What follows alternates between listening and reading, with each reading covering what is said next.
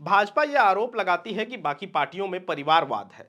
इसको लेकर कुछ दिनों पहले झारखंड के भाजपा नेता बाबूलाल मरांडी ने ट्वीट कर बताया था कि किस किस पार्टी में परिवारवाद है। वहीं उन्होंने भाजपा को लोगों की पार्टी बताया था। आज झारखंड के परिवेश में हम जानेंगे कि यह बात कितनी सच है। 2019 विधानसभा चुनाव के बाद झारखंड में अब तक कुल 5 उपचुनाव हुए हैं। डुमरी विधानसभा में उपचुनाव होने हैं। अगर इन 6 सीटों की ही बात करें तो हम ये आज जानेंगे कि इन 6 सीटों में किस पार्टी ने किस कैंडिडेट को मैदान में उतारा था। सबसे पहले दुमका और बेरमो के सीटों पर उपचुनाव हुए थे। दुमका का सीट झारखंड के मुख्यमंत्री के छोड़ने के बाद खाली हुआ था और उस सीट से हेमंत के भाई बसंत को उपचुनाव में उतारा गया था, जहां उन्हें जीत हासिल हुई। साथ ही बेरमो सीट से विधायक राजेंद्र सिंह के निधन के बाद उस सीट से कांग्रेस ने उनके बेटे अनूप सिंह को उतारा। उन्होंने भी उस उपचुनाव में जीत दर्ज की। ध्यान देने वाली बात यह है कि दुमका और बेरमो ये दोनों सीटों पर महागठबंधन के जो पहले से विधायक थे उनके परिवार वाले को ही चुनाव के मैदान में उतारा गया। हेमंत सोरेन के भाई बसंत सोरेन और राजेंद्र सिंह के बेटे अनूप सिंह। 3 नवंबर 2020 को इन सीटों पर वोटिंग हुई थी और 10 नवंबर को मतगणना के बाद रिजल्ट जारी किया गया, जहां महागठबंधन के दोनों उम्मीदवार ने जीत हासिल की। अगली बात पर चलते हैं।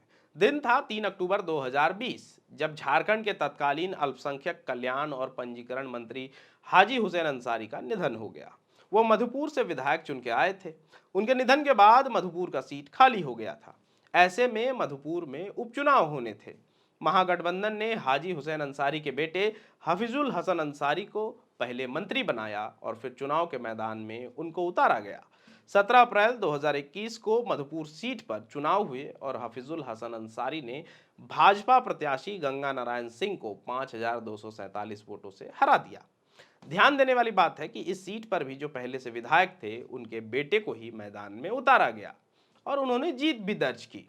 इसके बाद निर्वाचन आयोग की तरफ से मांडर उपचुनाव की तारीख की घोषणा हुई।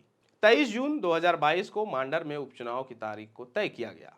मांडर में उपचुनाव के घोषणा होने के पीछे का कारण था तत्कालीन विधायक बंधु तिर्की के आय से अधिक संपत्ति के मामले में उनको सजा हो गई, जिसके बाद उनकी विधायकी चली गई।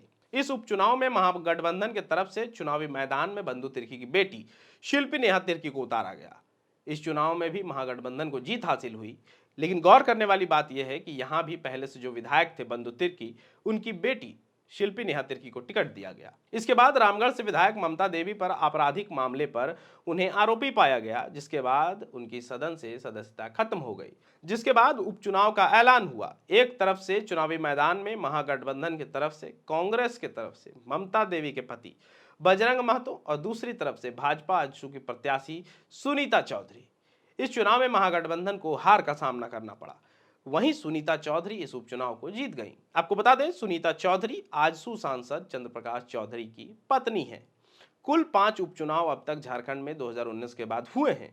एक और उपचुनाव की घोषणा जल्द हो सकती है, क्योंकि शिक्षा मंत्री जगन्नाथ महतो के निधन के बाद डुमरी विधानसभा की सीट खाली है। हालांकि स्वर्गीय जगन्नाथ महतो की पत्नी बेबी देवी को कल मंत्री पद की शपथ दिला दी गई है।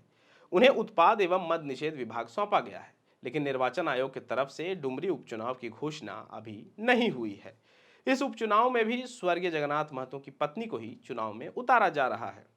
इस 6 सीटों के आकलन से यह बात सामने आ रही है कि पार्टी चाहे कोई भी हो, परिवारवाद सब में है।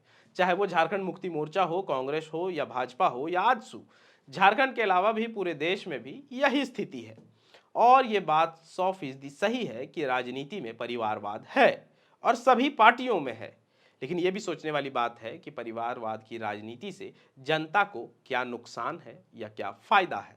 आखिर जनता ही तो तय करती है कि उन्हें कैसा नेता चाहिए या उनका नेता कौन होगा। बाकी जिम्मेदारी आपकी है। आप सोचिए कि परिवारवाद वाली राजनीति से आपको क्या फायदा है या क्या नुकसान है। फिलहाल के लिए इतना ही। मेरा नाम है ऋषभ गौतम और आप देख रहे हैं thefourthpillar.news। धन्यवाद। अगर आप चाहते हैं कि हमारे वीडियोस का नोटिफिकेशन आपको बिना देरी के मिलता रहे तो आप इस चैनल को फॉलो और सब्सक्राइब जरूर कर लें। बाकी आप हमारे काम को लेकर कोई सुझाव हमें देना चाहते हो तो कमेंट बॉक्स में आप सादर आमंत्रित हैं। इसके अलावा हमारे वीडियोस आपको अलग अलग ठिकानों जैसे फेसबुक, इंस्टाग्राम, ट्विटर पर भी देखने को मिलेंगे, जिसके लिंक डिस्क्रिप्शन में डाल दिए गए हैं। शुक्रिया।